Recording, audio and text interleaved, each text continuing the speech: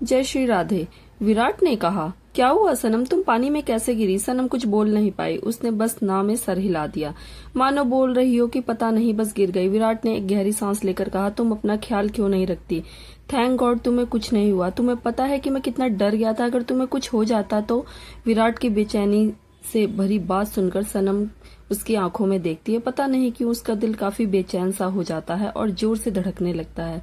सनम घबराकर विराट को हक कर लेती है। विराट चौंक सा जाता है, पर उसे लगा शायद सनम डरी हुई है, तो वो भी उसे अपनी बाहों में भर लेता है।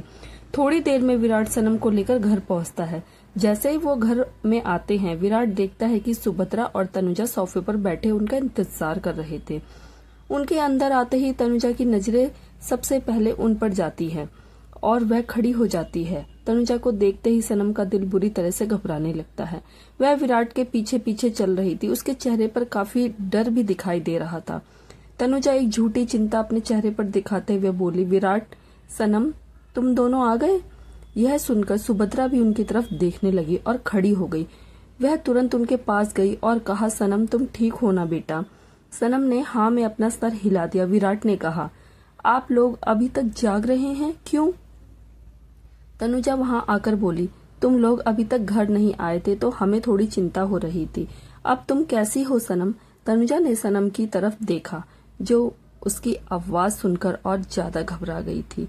विराट ने कहा, वह अब ठीक है, बहुत रात हो गई है, आप लोग जाकर सो जाइए, और सनम तुम भी जाकर आराम कर लो। आज के लिए काफी भागदौड़ हो गई है, मैं काफी थक गया हूँ, आई एम टायर्ड।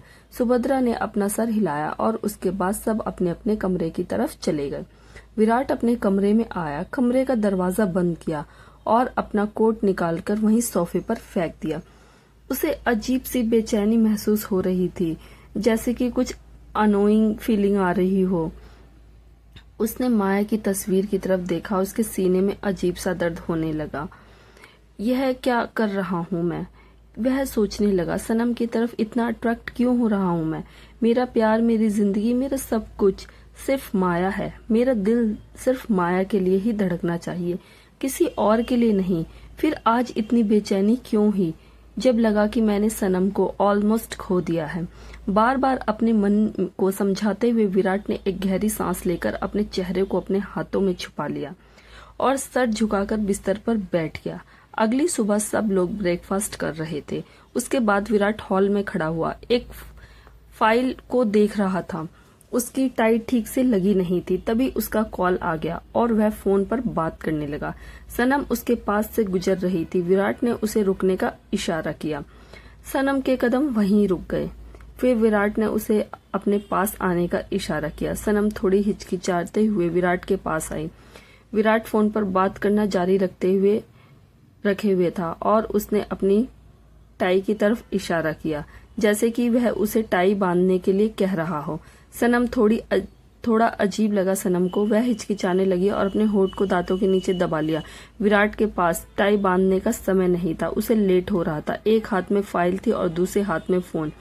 सनम जैसे तैसे आगे आई और विराट के गले की टाई को ठीक से बांधने लगी। वह काफी करीब खड़ी थी विराट के। अचानक विराट की नजर सनम के खूबसूरत चेहरे पर पड़ी और वह उसे देखता ही रह गया। कुछ सेकंड के लिए तो वह फोन पर बात करना ही भूल गया। सनम भी विराट को देख रही थी और उसकी टाई बांध रही थी। तभी फोन के दूसरी तरफ से किसी के बार बार हेलो कहने की आवाज आई तो विराट थोड़ा होश में आया। उसने फोन पर बात करके कॉल कट कर दिया। सनम ने भी टाई बांध ही दी थी और वह थोड़ा पीछे हट गई। विराट ने कहा थैंक यू और अपना सामान उठाकर जाने लगा। विराट ऑफिस के लिए निकलने ही वाला था कि तभी उसके घर में कुछ अनचाहे मेहमानों की एंट्री होती है। सनम ने जब उन लोगों को देखा तो अचानक उसकी आंखें बड़ी हो गईं। सनम दरवाजे पर खड़े लोगों को देखकर बहुत ज्यादा चौंक गई और उसकी आंखें शौक से बड़ी हो गई और गला सूख गया। विराट भी उन लोगों को यहाँ पर देख के थोड़ा सा हैरान हो गया। वह लोग कोई और नहीं, सनम के घर वाले थे, जयप्रकाश चतुर्वेदी और उसकी बीवी बेला चतुर्वेदी और उनकी बेटी इलियाना चतुर्वेदी। लेकिन यह लोग यहाँ क्या कर रहे हैं विराट के घर में, वह भी इतनी सुबह सुबह? वह लोग चलकर अंदर आते हैं। जयप्रकाश चतुर्वेदी विराट की तरफ देखकर बोला, hello mister Singhania, good morning. Virat उन लोगों को देखकर बोला, आप लोग सुबह सुबह मेरे घर में क्या कर रहे हैं, वो भी मुझे बिना बताए?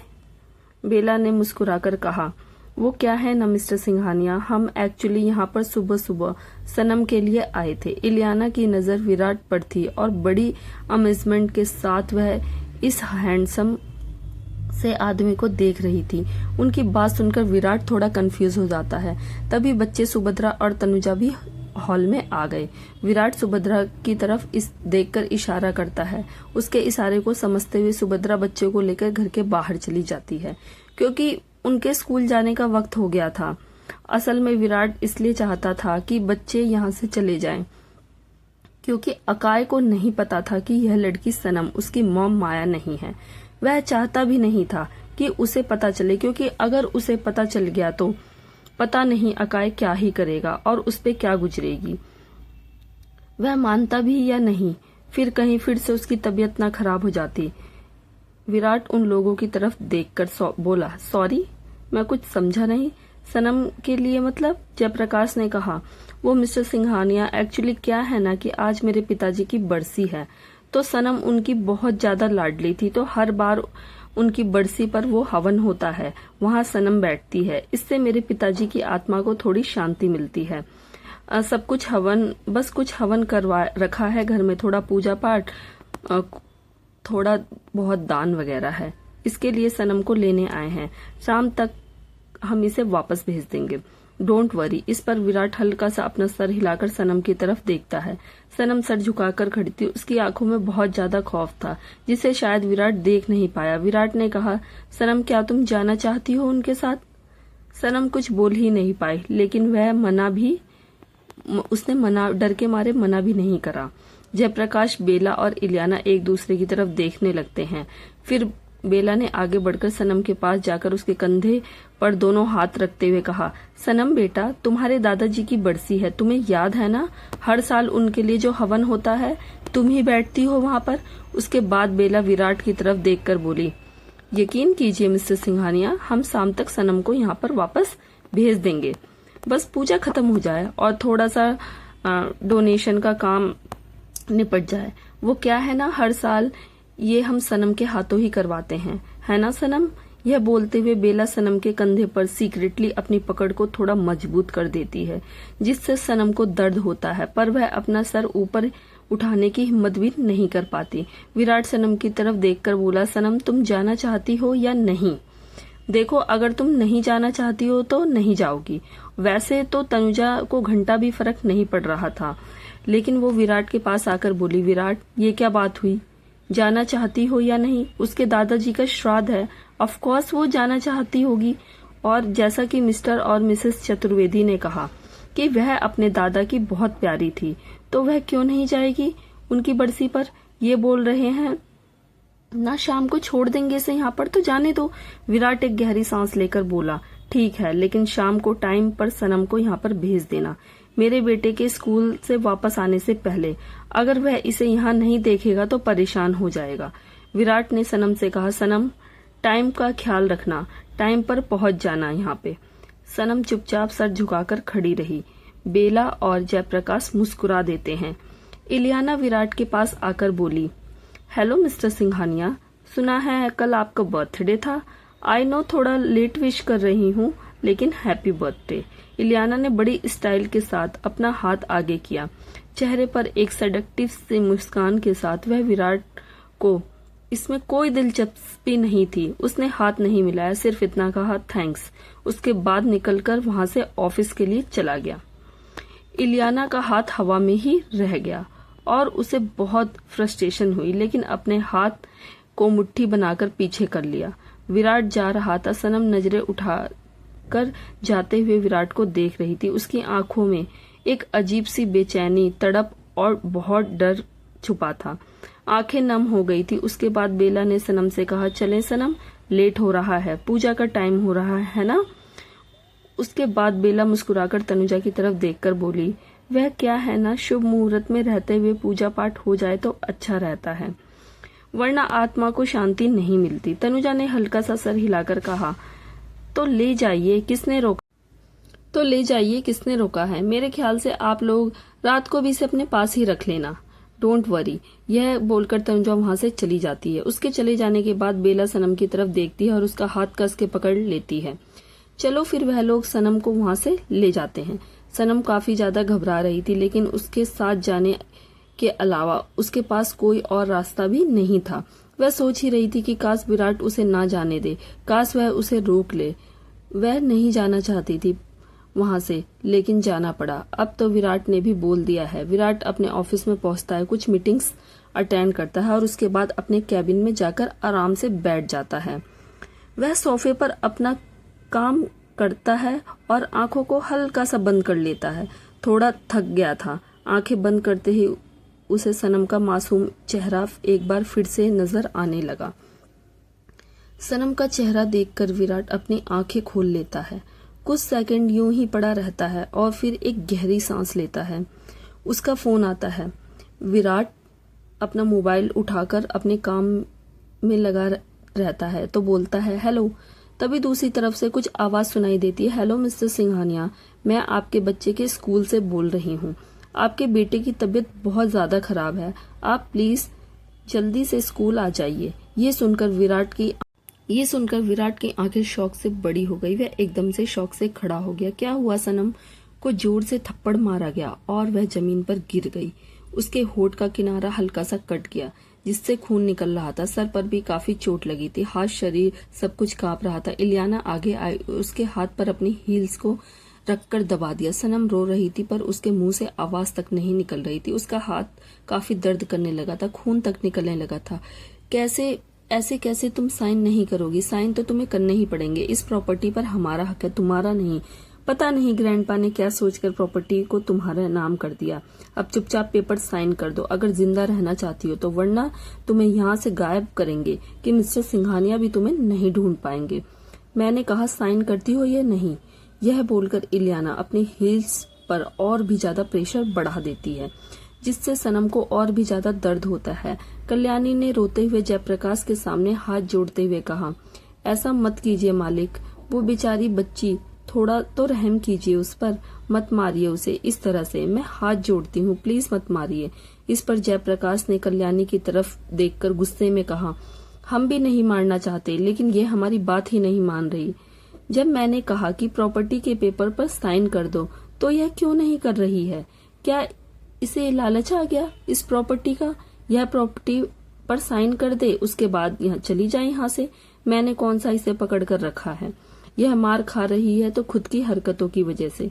बेला ने भी गुस्से से कहा, छोड़िए ना, आप अभी किसे एक्सप्लेनेशन दे रहे हैं? एक 2 कौड़ी की नौकरानी को? बेला ने कल्याणी की तरफ देखते हुए कहा, तुम और तुम्हारा हिसाब किताब बहुत ही जल्दी करूंगी मैं। घर की नौकर हो, औकात में रहो, समझी? समझ में नहीं आता? मालिकों से जुबान लड़ाओगी तो यही होगा तुम्हारे साथ।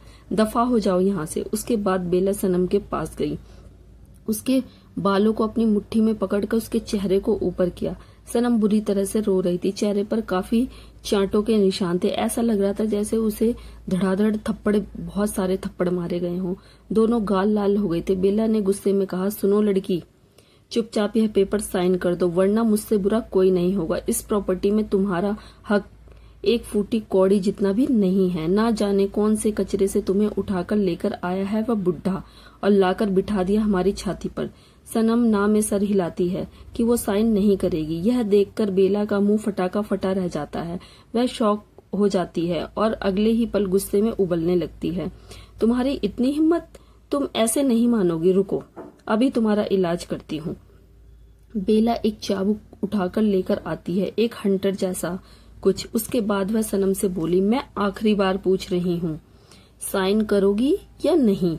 कल्याणी तुरंत बेला से बोली, मैडम ऐसा मत कीजिए, प्लीज ऐसा मत कीजिए मैडम, वह मर जाएगी। ऐसा क्यों कर रही हैं आप? जयप्रकाश कल्याणी का हाथ पकड़कर बोला, शायद तुम्हें खुराक की जरूरत है। मैंने कहा यहाँ से जाओ। यह बोलकर उसे हल्का सा धक्का दे दिया। कल्याणी रो रही थी। सनम के बार बार मना करने पर अब बेला का दिमाग खराब हो चुका था, बिल्कुल खराब हो चुका था। वो फर्स्ट्रेट हो चुकी थी और उसने हंटर से जोर जोर से सनम की पिटाई करना शुरू कर दिया। सनम दर्द से तड़प रही थी, वो चिल्ला भी नहीं सकती थी। उसके कपड़े ऑलमोस्ट फट चुके थे। इतनी बुरी तरह से बेला उसे तब तक मारती रही जब तक उसे पसीना ना आ गया। वह थक गई और उसने हंटर नीचे फेंक दिया और जोर जोर से सांस लेने लगी। किस मिट्टी किस पानी की है ये हरामजादी, मानने को तैयार ही नहीं है। इलियाना, इसकी खाल उधेड़ दो। इस पर इलियाना ने अपना सर हिलाया और जाकर हंटर को अपने हाथ में उठा लिया। उसने हंटर को बड़े ही डेविल तरीके से अपने हाथ में लपेटा और एक खतरनाक मुस्कान के साथ सनम को देखने लगी, जो जमीन पर पड़ी हुई तड़प रही थी, बिलक रही थी, रो रही थी। फिर उसने एक ही झटके में हंटर को पूरा खोल दिया, उस पर अपनी पकड़ मजबूत कर ली और जैसे ही सनम पर वार करने के लिए हंटर को जोर से उठाती है, वैसे ही हंटर पीछे की तरफ चला जाता है। वह आगे करने की कोशिश करती है लेकिन चौंक जाती है क्योंकि हंटर आगे आ ही नहीं रहा था। किसी ने उसे पकड़ लिया था। विराट भागते हुए स्कूल पहुंचा। भागते ही भागते वह सबसे पहले प्रिंसिपल के ऑफिस में गया। प्रिंसिपल विराट को लेकर एक छोटे से क्लिनिक में गई जो स्कूल में ही बनाया गया था, मेडिकल रूम, जहां पर बच्चों की तबीयत खराब होने पर वहां ट्रीट करने के लिए स्पेशल डॉक्टर्स भी रखे हुए थे। विराट वहां पर जाकर देखता है तो अकाय बेहोश बिस्तर पर पड़ा था और एक डॉक्टर उसे चेक कर रहा था। विराट भाग कर आया और उसने अकाय की तरफ देखकर काफी पैनिक भरी आवाज में डॉक्टर से कहा, डॉक्टर, मेरे बेटे को क्या हुआ है? ऐसे अचानक क्या हो गया इसे? डॉक्टर ने कहा, देखिए, घबराइए मत, बस इसे थोड़ा तेज बुखार आ गया है और कुछ भी नहीं। मैंने इसे इंजेक्शन दे दिया है, फिलहाल यह ठीक है, आप इन्हें घर ले जा सकते हैं। विराट अपने बेटे की तरफ देखता है। अकाय बार बार बेहोशी की हालत में भी सिर्फ एक ही नाम बड़बड़ा रहा था, वो था अपनी मम्मा का। मम्मा, मम्मा। विराट अकाय को लेकर सीधा घर चला जाता है। उसे वहां पर लिटाने के बाद वह सीधा सनम को लेने के लिए उसके घर के लिए निकल पड़ता है। वह जानता है कि एक सनम ही है जो अकाय के साथ रह सकती है। अकाय को सनम की बहुत ज्यादा जरूरत है, उसने अपनी मम्मा की जरूरत है। विराट की गाड़ी फटाफट सनम के बंगले के बाहर पहुंचती है। वह गाड़ी से निकलता है और सीधा बंगले के अंदर जाता है। वह जैसे ही बंगले के अंदर पहुंचकर अंदर का नजारा देखता है, उसके पैरों के नीचे से जमीन खिसक जाती है और उसकी आंखें फटी की फटी रह जाती हैं। उसका कलेजा मानो हलक में आ जाता है। जमीन पर एक लड़की पड़ी हुई थी और उससे पहचानने में विराट को बिल्कुल भी देर नहीं लगती कि वह सनम है। उसके घर वाले लगातार उसे बुरी तरीके से मार रहे थे और किन्हीं पेपर्स पे साइन करने की बात कर रहे थे। कौन से पेपर्स? और यह सनम को ऐसे कैसे मार रहे थे? विराट शौक था, बहुत ज्यादा शौक। तभी इलियाना ने जमीन पे पड़े हुए हंटर को अपने हाथों में उठाया। विराट ने जब देखा तो उसके एक्सप्रेशन थोड़े डार्क हो गए और मुट्ठियां जोर से कस गई, इतनी जोर से कि हाथों की नसें उभर आई। इलियाना जैसे ही सनम पर हमला करने लगी, विराट ने तुरंत जाकर हंटर को अपनी मुट्ठी में जोर से पकड़ लिया। सब लोगों ने जैसे ही पलटकर विराट की तरफ देखा, जिसके एक्सप्रेशन बहुत ज्यादा डार्क और खतरनाक और बहुत ही भयानक लग रहे थे, उन सबकी आंखें और मुंह फटे के फटे रह गए। सबके आहा आहा आहा, सब लोग जोर जोर से चिल्लाने की आवाज पूरे बंगले में गूंज रही थी। सनम के घर वाले वह फर्श पर पड़े हुए थे और चारों तरफ से दो बॉडीगार्ड, जो कि बहुत लंबे चौड़े हट्टे कट्टे थे, उनके हाथ में बेल्ट हंटर थे और लोग बुरी तरीके से उन तीनों को मार रहे थे, उनकी खाल उधेड़ रहे थे। उन तीनों की हालत खराब हो गई थी। वह इतना जोर से चिल्ला रहे थे कि बंगले की दीवारें भी हिल रही थी। इलियाना, बेला और जयप्रकाश मार मार के तीनों की हालत खराब कर दी थी और तभी तक मारे जा रहे थे। सोफे पर बैठी सनम कांप रही थी। विराट उसके चेहरे पर दवाई लगा रहा था। उसे इतना दर्द में देखकर विराट का कलेजा मानो फटा जा रहा हो। कितना मारा है इन लोगों ने सनम को, कितनी चोट लगी है इसे, कितना खून निकल रहा है। यह देखकर विराट की आंखें हद से ज्यादा डार्क हो गई थी। उसने फर्श पर पड़े उन तीनों की तरफ देखा जो बुरी तरीके से मार खा रहे थे। इन पर कोई रहम नहीं किया जाना चाहिए, यह लोग रहम के बिल्कुल लायक नहीं हैं। उसके बाद विराट फिर से सनम को दवाई लगाने लगता है, उसके हाथ पर दवाई लगाकर पट्टी बांधने लगता है। वो सनम से बोला, बहुत ज्यादा दर्द हो रहा है सनम, अभी हम डॉक्टर के पास जाएंगे, सब ठीक हो जाएगा, डोंट वरी, चिंता मत करो। मैं हूं ना यहाँ पर। तुमने मुझे इन सब के बारे में पहले कभी कुछ बताया क्यों नहीं कि यह लोग इतना ही बुरी तरीके से मारते हैं जानवरों की तरह तुम्हें? सनम की आंखों से आंसू टपक रहे थे। वह चुपचाप बैठी हुई थी, अपना सिर झुकाकर। विराट काफी ज्यादा परेशान हो रहा था। सनम की जो हालत वह देख रहा था, कोई जानवर के साथ भी इतना गंदा सलूक नहीं करता जो इन लोगों ने इस मासूम सी लड़की सनम के साथ किया है। जयप्रकाश, बेला और इलियाना भागकर विराट के पास आते हैं, उसके पैरों में गिर जाते हैं। जयप्रकाश हाथ जोड़ते हुए बोला, हमें माफ कर दीजिए, प्लीज हमें माफ कर दीजिए। इनको बोलिए, इनको रोकिए, यह लोग हमारी जान ले लेंगे और हमें जान से मार डालेंगे। विराट ने अपने गार्डों की तरफ देखकर कहा, दिमाग खराब हो गया है तुम लोगों का, मारते रहो इनको, जब तक होश में है मारते रहो। विराट की बात सुनकर इन तीनों के रोंगटे खड़े हो जाते हैं। बेला ने तुरंत सनम के पैर पकड़ लिए। सनम बहुत ज्यादा घबराई हुई थी। सनम सनम सनम सनम प्लीज हमें माफ कर दो, सनम प्लीज प्लीज प्लीज हमें माफ कर दो सनम। लेकिन विराट इतनी आसानी से उन्हें माफी देने वाला नहीं था। वह गार्ड फिर से उन्हें खींचकर वहां से ले गए और बुरी तरीके से मारने लगे। मार मार कर जब उनकी हालत अधमरी कर दी तो विराट सनम को लेकर उनके पास पहुंचा। उसने सनम को अपने हाथों में बड़ी मुश्किल से संभाल रखा था। वह ठीक से चल भी नहीं पा रही थी। विराट ने जख्मी हालत में पड़े उन तीनों की तरफ देखते हुए कहा, यह तो कुछ भी नहीं मिस्टर चतुर्वेदी, तुम लोगों को अगर मैं दर दर की ठोकरें खाने पर, भीख मांगने पर मजबूर नहीं कर दिया ना, तो मेरा नाम भी विराट सिंघानिया नहीं। तुम सब देखते जाओ। इसके बाद विराट ने सनम की तरफ देखा, उसे अपनी गोद में उठाया और उसे लेकर वहां से चला गया। विराट और सनम गाड़ी में बैठे हुए थे। हॉस्पिटल जाने के बाद डॉक्टर ने सनम को कुछ इंजेक्शन दिए, उसकी अच्छे से मरहम पट्टी की, फिर उसे लेकर विराट घर की तरफ आ रहा था। विराट ने देखा कि सनम रो रही थी तो उसने गाड़ी के ब्रेक लगा दिए। उसने सनम की तरफ देखा और कहा, क्या हुआ, कहीं दर्द हो रहा है? बहुत ज्यादा दर्द हो रहा है, रो क्यों रही हो? सनम ने ना में सर हिलाया कि उसे कहीं दर्द नहीं हो रहा, पर वह सर झुकाकर चुपचाप रोती रही। विराट ने जब उसकी आंखों के बहते हुए आंसू देखे तो उसका दिल जैसे तड़पने लगा, उसका दिल पसीज गया। उसने सनम के चेहरे को पकड़ा, अपनी तरफ किया और फिर अपने अंगूठे से उसके आंसुओं को पोंछ दिया। सनम नजर उठाकर विराट की आंखों में देखती है। विराट के चेहरे पर उसे बहुत ज्यादा पैनिक, घबराहट और चिंता, डर दिखाई देता है। विराट सनम के थोड़ा करीब आकर बोला, अब तुम्हें उन लोगों से डरने या दुखी होने की कोई भी जरूरत नहीं है सनम। अब तुम उस घर में वापस कभी भी नहीं जाओगी, कभी भी नहीं, और ना ही उन लोगों के बीच। मैं वादा करता हूँ, उन लोगों ने जितना तुम्हें दर्द दिया है ना, उससे कहीं ज्यादा दर्द मैं दूंगा उन्हें। मैं उन्हें किसी लायक नहीं छोड़ूंगा, आई प्रॉमिस। मुझ पर भरोसा है ना तुम्हें? सनम ने हाँ में अपना सर हिला देती है। विराट सनम से बोला, मुझ पर ट्रस्ट करो, कुछ नहीं होने दूंगा तुम्हें, मैं तुम्हें। उसके बाद विराट धीरे से आगे बढ़ा और सनम के माथे पर किस कर दिया। सनम का दिल उसके सीने में जोर जोर से उछलने लगा। उसने हल्का सा अपना सर ऊपर उठाया तो दोनों के चेहरे एक दूसरे के बहुत ज्यादा करीब आ गए, इतने करीब कि दोनों एक दूसरे की सांसों की गर्माहट भी महसूस कर पा रहे थे। पता नहीं विराट को क्या हुआ कि अपने आप को खुद को रोक नहीं पाया और उसने सनम के होठों पर अपने होठ रख दिए और बहुत जेंटल तरीके से उसे किस करने लगा। विराट नहीं जानता था कि उसने यह क्यों किया, बस कर दिया क्योंकि वो खुद को रोक नहीं पाया। सनम पहले तो चौंक गई थी, फिर बाद में उसने भी अपनी आंखों को बंद कर लिया। कुछ सेकंड तक विराट सनम के होठों पर किस करता रहा, फिर उसने अपने होठों को अलग किया। उसके बाद पूरे रास्ते दोनों चुपचाप अपनी सीट पर बैठे रहे।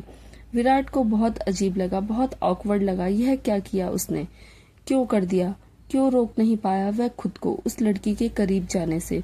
क्या सिर्फ इसलिए क्योंकि इस लड़की की शक्ल माया से मिलती है और उसे माया की बहुत जरूरत है, या अब शायद सनम की? विराट ने आंखें बंद कर कर एक गहरी सांस ली। जल्द ही उनकी गाड़ी बंगले के बाहर पहुंच गई। अंदर जाकर सनम अकाय के पास पहुंचे। विराट ने उसे अकाय की सिचुएशन के बारे में पहले ही बता दिया था। सनम ने देखा कि अकाय बिस्तर में सो रहा है। वह बिस्तर के पास आकर अकाय के तकिए के पास बैठ गई। उसने प्यार से अपना हाथ उठाया और अकाय के सर पर फेरा। विराट ने सनम से कहा, यह बार बार तुम्हें पुकार रहा था, होश में आने के बाद तुम्हें ही ढूंढेगा, इसलिए तुम्हें इसके पास ही रहना है। अब तुम भी आराम करो, तुम्हें भी आराम की जरूरत है। सनम बस चुपचाप विराट को देखती है। उसके बाद विराट वहां से चला जाता है और सनम उसे जाता हुआ देखती रहती है। कुछ दिन गुजर चुके थे। विराट ने पूरी चतुर्वेदी फैमिली को, जैसे कि उसने कहा था, सड़क पर ले आया था। अब वह लोग किसी काम के लायक नहीं थे। उनका बिजनेस पूरी तरह से चौपट हो चुका था, क्योंकि विराट शहर का बहुत बड़ा, सबसे बड़ा बिजनेसमैन था। किसी को भी रातों रात शिखर पर ले जाना या जमीन पर लाना उसके लिए बहुत आसान था।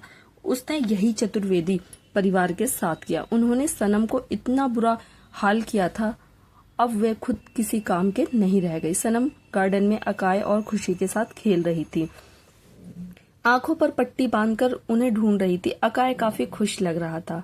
खुशी भी काफी हैप्पी होकर सनम के साथ खेल रही थी। विराट वहीं एक पेड़ के पास खड़ा था। उसके हाथ उसकी छाती पर क्रॉस थे और वह उन सबको खेलते हुए देख रहा था। जाने अनजाने उसके होठों पर हल्की सी मुस्कुराहट आ गई। माया के चले जाने के बाद उसका परिवार पूरी तरह से बिखर गया था। ना तो उसके पास बच्चों के लिए कोई समय था और ना ही उसने अपने बच्चों को दोबारा इस तरह से हंसते मुस्कुराते कभी देखा था, और ना सोचा था कि वो कभी ऐसे हंसेंगे मुस्कुराएंगे जैसा आज वो देख रहा है। सनम के आने के बाद सब कुछ कितना बदल सा गया है। तभी अचानक से कंधे पर किसी का हाथ महसूस करता है। विराट पलटकर देखता है, पीछे सुभद्रा खड़ी थी, चेहरे पर एक मुस्कुराहट के साथ। वह भी उसके साथ आकर खड़ी हो जाती है और गार्डन में खेल रहे तीनों की तरफ देखकर कहती है, सनम के साथ बच्चे कितने खुश लग रहे हैं ना विराट, बिल्कुल जैसे वो माया के साथ रहते थे। माया का जिक्र सुनते ही विराट का चेहरा उतर सा जाता है। क्या सनम माया जैसी दिखती है? क्या उसकी सनम की तरफ थोड़ी आकर्षित हो रहा था, मगर जो जगह उसके दिल में माया की थी शायद इतना आसान नहीं था कि वो किसी और को उस जगह को दे दे। सुभद्रा विराट से बोली, विराट एक बात कहूँ, बुरा मत मानना। विराट ने कहा, कैसी बातें कर रही हैं मॉम, अब क्या मैं आपकी भी बात का बुरा मानूंगा? ये क्या बात हुई? सुभद्रा ने कहा, तुम सनम से शादी क्यों नहीं कर लेते? अचानक यह सुनकर विराट चौंक कर सुभद्रा की तरफ देखने लगा। सुभद्रा ने कहा, माया को गए हुए काफी वक्त हो गया है विराट। मैं यही जानती हूँ कि अपने दिल और जिंदगी में तुम माया की जगह शायद किसी और को नहीं दे सकते, शायद सनम को भी नहीं, मगर मुझे ऐसा लगता है कि वह लड़की खुद की जगह तुम्हारे दिल और जिंदगी में बना सकती है। तुम्हारे बच्चों के दिल में तो ऑलरेडी बना चुकी है। जो इंसान एक बार इस दुनिया से चला जाए वह लौटकर नहीं आता। तुम्हें मूव ऑन करना चाहिए विराट। सनम एक बहुत अच्छी लड़की है और बिल्कुल माया जैसी भी दिखती है। शायद भगवान का इशारा है, शायद उसने तुम्हारी हालत पर तरस खा लिया हो और उसी के जैसी दिखने वाली एक लड़की को तुम्हारी जिंदगी में भेज दिया। मुझे तो ऐसा ही लगता है कि अब तुम्हें सनम से शादी कर लेनी चाहिए और अपनी फैमिली को कंप्लीट करना चाहिए। विराट कुछ नहीं बोलता, चुपचाप खड़ा रहता है और अपने बच्चों और सनम की तरफ देखता है। सनम अकाय को अपनी गोद में लेकर गोल गोल घूमती है और फिर खुशी के साथ भी खेलने लगती है, बिल्कुल एक हैप्पी फैमिली की तरह, जैसे माया अपने बच्चों के साथ खेलती थी। शादी और सनम से, यह सुनकर विराट के मन में दो तरह की फीलिंग्स आ रही थी। एक तरफ दर्द था और दूसरी तरफ कुछ सुकून था। कैसे किसी और को माया की जगह दे सकता हूँ, वह सोचता है। पर क्या उसकी माँ की बात सच हो सकती है? क्या भगवान ने सच में सनम को उसकी जिंदगी में इसलिए भेजा है, वरना दोनों की शक्ल एक जैसी क्यों होती? विराट सोचने पर मजबूर हो जाता है। वह तो माया के जाने के बाद उसकी यादों से के साथ पूरी जिंदगी काट सकता है, मगर उसके बच्चों को तो माँ की जरूरत है ना। क्या करना चाहिए उसे? विराट समझ नहीं पा रहा था। वह अब तक अपने जज्बातों को से क्लियर नहीं था। सनम अच्छी लड़की तो है, उसे पसंद भी है, फिर भी पता नहीं क्या चीज थी जो उसे थोड़ा रोक रही थी। तनुजा की गाड़ी एक होटल के बाहर आकर रुकती है। वह गाड़ी को पार्क करती है, गाड़ी से निकलती है और होटल के अंदर चली जाती है। आंखों पर काले बड़े बड़े चश्मे और शॉर्ट स्कर्ट पहन रखी थी।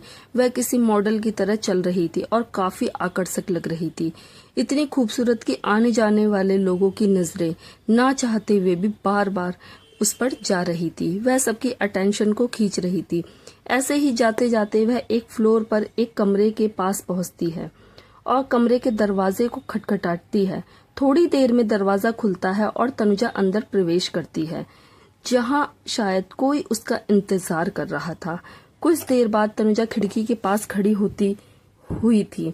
वह गुस्से में थी, आंखें डार्क थी और हाथों की मुट्ठियां बंधी हुई थी। उसने कहा, मैं उस लड़की को विराट की जिंदगी में नहीं आने दे सकती। मैं उन दोनों की शादी नहीं होने दे सकती। विराट मेरा है, आप चाहे कुछ भी कहें, लेकिन विराट को मैं उसका नहीं होने दूंगी, भले ही मुझे किसी भी हद से क्यों ना गुजरना पड़े। तनुजा ने पलटकर कमरे में मौजूद शख्स से कहा, मैंने फैसला कर लिया है, अब बारी है अपने दाव की ओर, और मैं यह करने वाली हूँ, भले ही इसके लिए मुझे कोई भी कीमत चुकानी पड़े। मैं तैयार हूँ। तनुजा के एक्सप्रेशन काफी डेडली और खतरनाक थे। कुछ वक्त बाद तनुजा घर में एंट्री करती है। सब लोग घर में मौजूद थे। तनुजा उनके पास आकर बोली, गाइस लिसन, आप लोगों के लिए एक बहुत अच्छी गुड न्यूज है। मुझे आप लोगों को खुशखबरी देनी है। तनुजा की बात सुनकर सब लोग उसकी तरफ देखने लगे। सुभद्रा ने कहा, कैसी खुशखबरी? तनुजा ने थोड़ा एक्साइटेड होकर कहा, मैंने पिछले साल एक बहुत फेमस पेंटिंग बनाई थी। You know what? उसे इंटरनेशनल आर्ट गैलरी में best painting of the year का अवार्ड मिला है। यह सुनकर अचानक सब लोग थोड़े से हैरान और काफी खुश हो जाते हैं। विराट खड़ा होकर बोला, दैट्स ग्रेट, कॉन्ग्रेचुलेशंस तनु। तनुजा इतनी खुश होती है कि वह विराट के पास आकर उसे जोर से हग कर लेती है।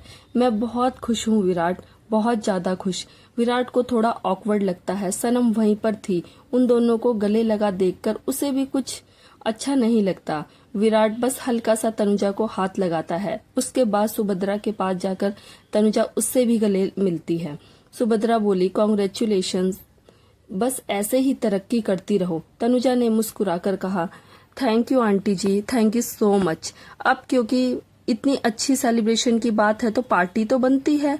चलो हम कहीं जाकर पार्टी करते हैं। इस पर सुभद्रा ने कहा, तुम और बच्चे जाकर पार्टी कर लो, मैं नहीं जा सकती, मुझे आज मेरी एक किटी पार्टी अटेंड करनी है। तनुजा ने कहा, आंटी चलिए ना, प्लीज चलिए ना। सुभद्रा ने कहा, फिर कभी बेटा, इस वक्त मेरा वहां जाना बहुत ज्यादा जरूरी है, उस पार्टी को अटेंड करना बहुत जरूरी है, लेकिन मैं तुम्हारे लिए बहुत खुश हूँ। उसके बाद तनुजा ने विराट की तरफ देखकर कहा। विराट ने तुरंत कहा, नहीं मैं नहीं जा सकता, आज मेरी एक बहुत इम्पोर्टेंट मीटिंग है, मुझे शाम को बाहर जाना है। इस पर तनुजा ने मुंह बना लिया। लगता है मेरी इस घर में मेरी इस सक्सेस से कोई खुश ही नहीं है। कोई बात नहीं, सुभद्रा ने कहा। ऐसे क्यों बोल रही हो तनु? ऐसी कोई बात नहीं है बेटा। उसके बाद सुभद्रा विराट से बोली, विराट तनु को उदास मत करो, मैं नहीं जा सकती क्योंकि मुझे बहुत ज्यादा इम्पोर्टेंट काम है, पर तुम तो एटलीस्ट उसके साथ सेलिब्रेट कर ही सकते हो ना बेटा। विराट ने कहा, लेकिन मॉम मुझे भी बहुत इम्पोर्टेंट काम है। तनुजा ने तुरंत कहा, अच्छा ठीक है, पहले तुम लोग अपना काम निपटा लो, ठीक है? विराट, काम खत्म होने के बाद हम सेलिब्रेट जरूर करेंगे। विराट ने कुछ सोचा और फिर कहा, ठीक है, जैसी तुम्हारी मर्जी, as you wish. Tanuja excited हो जाती है। रात को काफी लेट विराट घर आता है। काफी रात हो गई थी। सनम उसका इंतजार कर रही थी। विराट जब अंदर आया तो अचानक उसकी नजर सनम पर पड़ी, जो सोफे पर बैठी हुई थी। उसने सर को सोफे पर लगाया हुआ था और आंखें बंद की थी। विराट चलकर उसके पास आया और सनम को देखने लगा। वह सोते हुए बहुत प्यारी और मासूम लग रही थी। अपने आप को हक करके सो रही थी। शायद उसे थोड़ी ठंड लग रही थी, लेकिन यहाँ क्यों सो रही है? विराट ने हल्का सा हाथ लगाया, आगे बढ़ा। पता नहीं क्यों उसका मन किया कि वह सनम के गाल पर हल्का सा टच करे। सनम को जब टच महसूस हुआ तो उसने अपनी आंखें खोली और सामने विराट को पाया। वह तुरंत खड़ी हो गई। विराट सनम से बोला, सनम तुम यहाँ क्या कर रही हो? कमरे में क्यों नहीं सोई? कितनी ठंड है ना बाहर, पता नहीं तुम्हें? सनम इशारा करती है कि वह उसका ही इंतजार कर रही थी। उसके इशारे को समझते हुए विराट ने कहा, तुम मेरा इंतजार क्यों कर रही थी, वह भी इतनी रात को? सनम हमेशा की तरह सर हिला देती है। विराट का दिल बड़ी जोर से धड़कता है। सनम उसे इशारा करके खाने के लिए पूछती है। विराट सनम से बोला, नहीं, मैं डिनर बाहर ही कर लिया था, मैं ठीक हूँ, अब तुम जाओ और जाकर कमरे में आराम से सो जाओ, ओके? यह बोलकर विराट ने सनम के गाल पर हल्का सा नरम हाथ रखा और कहा, अपनी दवाई ले लेना, भूलना मत। सनम ने हाँ में सर हिला दिया। वह जाने लगती है। तभी विराट बोला, अच्छा अकाय अब कैसा है? सनम ने पलटकर हल्का सा मुस्कुराकर अपना सर हिलाया, इशारा किया कि अब वह ठीक है। विराट ने भी कहा, ओके, गुड नाइट। सनम चुपचाप वहां से चली गई। विराट काफी थक गया था, अपने कमरे में गया। नहा धोकर उसने कपड़े चेंज किए। वह बिस्तर की तरफ जा ही रहा था कि दरवाजे पे किसी के खटखटाने की आवाज आई। विराट ने दरवाजा जाकर खोला तो थोड़ा हैरान हो गया। तनुजा खड़ी थी, हाथ में शराब की बोतल लेकर। हेलो, तो फाइनली तुम घर पे आ गए, तनुजा बोली। विराट ने जब यह देखा तो थोड़ा हैरान हो गया। उसने तनुजा से कहा, यह सब क्या है तनुजा? तनुजा ने अंदर आते हुए कहा, तुमने मुझसे प्रॉमिस किया था कि तुम मेरे साथ सेलिब्रेट करोगे, लेकिन तुम अब घर आए हो, आधी रात हो गई है। अब मैं कैसे तुम्हारा इंतजार कर रही हूँ कब से? विराट ने कहा, तनु, मैं इस वक्त शराब नहीं पीना चाहता, मुझे सोना है। हम कल सेलिब्रेट करें? तनु ने मुंह बना लिया और कहा, फिर से बहाना। मैं तुम्हारे बहानों से तंग आ गई हूँ विराट। ठीक है, मुझे करना ही नहीं सेलिब्रेशन। सो जाओ तुम, गुड नाइट। यह बोलकर तनुजा जाने लगती है। विराट ने कहा, अच्छा ठीक है बाबा, ठीक है। तनुजा के कदम रुक गए और उसके होठों पर एक मिस्टीरियस सी मुस्कुराहट आ गई। उसने पलट कर मुंह बनाते हुए विराट को देखा। विराट ने कहा, ओके ओके, लेकिन सिर्फ एक एक पैग से ज्यादा नहीं। तनुजा ने एक्साइटेड होकर कहा, ओके ओके ओके, प्रॉमिस, ज्यादा नहीं, बिल्कुल भी। उसके बाद तनुजा अंदर आई, शराब को टेबल पर रखा और कमरे के दरवाजे को एक मिस्टीरियस मुस्कुराहट के साथ बंद कर दिया, जैसे उसके दिमाग में कुछ बड़ा और बहुत खतरनाक चल रहा हो। नेक्स्ट मॉर्निंग सनम फटाफट बच्चों के लिए खाना बना रही थी। सुभद्रा वहां पर आकर बोली, रात को विराट किस वक्त घर आया था? यह सुनकर सनम ने सुभद्रा की तरफ देखा और हल्के इशारे में बताया। सुभद्रा ने गैस करते हुए कहा, 12 बजे के बाद? सनम ने हाँ में सर हिला दिया। सुभद्रा एक गहरी सांस लेकर बोली, यह लड़का भी ना काम के आगे कुछ भी नहीं देखता और ना ही से कुछ दिखाई देता है, और अभी तक नींद भी नहीं खुली होगी, वरना अब तक तो नीचे आ जाता। सनम, तुम एक काम करो, ब्लैक कॉफी बनाकर उसे उसके कमरे में ही दे आओ उसके पास, तभी जाकर उसकी नींद खुलेगी। और इतनी लेट सोया होगा तो उसके सिर में भी दर्द हो रहा होगा। सनम ने तुरंत अपना सर हिलाया और विराट के लिए कॉफी बनाने लगी। कॉफी लेकर वह सीढ़ियों से होते हुए विराट के कमरे की तरफ जा ही रही थी। पता नहीं क्यों उसके होठों पर अपने आप ही एक बड़ी सी मुस्कुराहट आ गई। विराट का ख्याल आते ही उसके गाल लाल लाल होने लगते थे, पेट में तितलियां उड़ने लगती थी और होठों की मुस्कुराहट और भी ज्यादा बड़ी होने लगती थी। वह कमरे का दरवाजा खटखटाती है, तभी अचानक उसे महसूस होता है कि दरवाजा हल्का सा खुला हुआ है। सनम अपनी एक्साइटमेंट और मुस्कुराहट को थोड़ा कंट्रोल रखती है और एक गहरी सांस लेकर दरवाजा खोलकर कमरे के अंदर आती है। और वह जैसे ही दरवाजा खोलकर अंदर जाती है, वह कुछ ऐसा देखती है, उसकी आंखें एकदम से फट जाती हैं और उसके हाथ में पड़ी हुई ट्रे धड़ाम से जमीन पर गिर जाती है। कॉफी का मग टूट टूट कर टुकड़े हो जाता है, जिस वजह से तेज आवाज होती है। वह शॉक होकर देखती रह गई थी। बिस्तर पर विराट और तनुजा थे, एक दूसरे की बाहों में, बदन पर बिना कपड़ों के। एक आवाज सुनकर तनुजा की आंखें खुलती है और वह सनम की तरफ देखती है। सनम को ऐसे खड़ा देखकर जल्द ही उसके होठों पर एक मिस्टीरियस मुस्कुराहट आ जाती है। आवाज इतनी तेज थी कि सुभद्रा ने भी सुन ली थी, इसलिए वह भागकर कमरे की तरफ आ जाती है। लेकिन वह जब आती है तो तनुजा तुरंत अपने एक्सप्रेशन चेंज कर लेती है।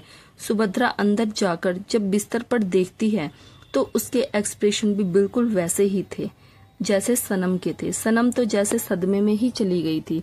विराट की आंखें भी धीरे धीरे खुलने लगी थी। उसके सर में बहुत ज्यादा तेज दर्द हो रहा था। चद्दर को अपने बदन पर लपेटे हुए तनुजा बैठ जाती है। विराट अपना सर पकड़कर जैसे तैसे नींद से जागता है। सुभद्रा हैरान होकर दोनों की तरफ देख रही थी। विराट की आंखें खुलती हैं, वह उठकर बैठता है। तभी अचानक उसकी नजर सामने सुभद्रा और सनम पर पड़ती है। वह अभी तक ठीक से होश में भी नहीं आया था कि तभी अचानक वह तनुजा की तरफ भी देखता है, जो उसके बिल्कुल बगल में थी। यह देखकर अचानक से उसका माथा ठनकता है और वह होश में आता है। तुरंत उसे रियलाइज होता है कि उसने कपड़े नहीं पहने थे, तनुजा ने भी नहीं पहन रखे थे। वह दोनों एक ही बिस्तर में एक दूसरे के करीब हैं। यह रियलाइज करते ही विराट की आंखें फट जाती हैं और उसकी सांसें हलक में अटक जाती हैं। वह तुरंत समझ जाता है कि यह क्या हो गया, अब क्या हुआ, कैसे हुआ, उसे तो कुछ पता नहीं। फिर वह सुभद्रा और सनम की तरफ देखता है। खास करके सनम के रिएक्शन को देखकर उसका दिल जोर से धड़कता है, मानो किसी भी वक्त रुक जाएगा। सनम अपने कदम पीछे कर लेती है और उसके बाद कमरे से चली जाती है। उसकी आंखों से आंसू टपक रहे थे। विराट तो अब तक होश में ही नहीं आया था कि यह क्या हो रहा है। वह बहुत ज्यादा शॉक्ड था। कुछ ही देर में सुभद्रा, विराट और तनुजा कमरे में अकेले थे। तनुजा ने कहा, यह सब मेरी वजह से हुआ है। I am really sorry. मैंने ही पार्टी में जाने की जिद की थी। नशे में हम लोग इतना पी गए कि होश भी नहीं रहा। I am really sorry. Tanuja की आंखों से आंसू टपकने लगे। लेकिन विराट को तो अपने ही सदमे में खोया हुआ था।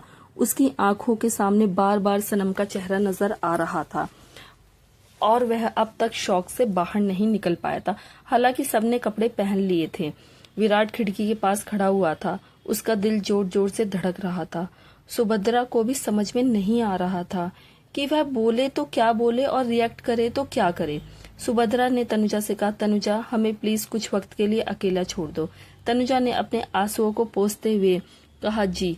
और अब उसके बाद वह वहां से चली गई। सुभद्रा ने गुस्से भरी नजरों से विराट की तरफ देखा।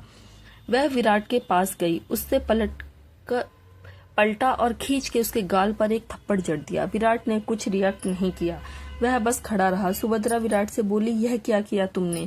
दिमाग खराब हो गया है क्या तुम्हारा? यह क्या कर दिया तुमने? विराट चुपचाप खड़ा रहा। सुभद्रा ने अपना सर पकड़ लिया। सनम ने सब कुछ अपनी आंखों से देख लिया। क्या बीत रही होगी उस बेचारी पर, कैसा महसूस कर रही होगी वह। To be continue. दोस्तों, तो आगे की कहानी और भी रोमांचक होने वाली है। वीडियो अच्छी लगी तो वीडियो को लाइक करें और चैनल पर नए हैं तो चैनल को सब्सक्राइब कर लें और हाँ, नोटिफिकेशन बेल जरूर दबाएं ताकि अगली अपडेट सबसे पहले आप तक पहुंचे। दोस्तों प्लीज आप वीडियोस तो देख लेते हैं ना, लाइक करते हैं ना, सब्सक्राइब करते हैं और ना ही कमेंट करते हैं। तो प्लीज लाइक, सब्सक्राइब और कमेंट जरूर करें। हर हर महादेव दोस्तों।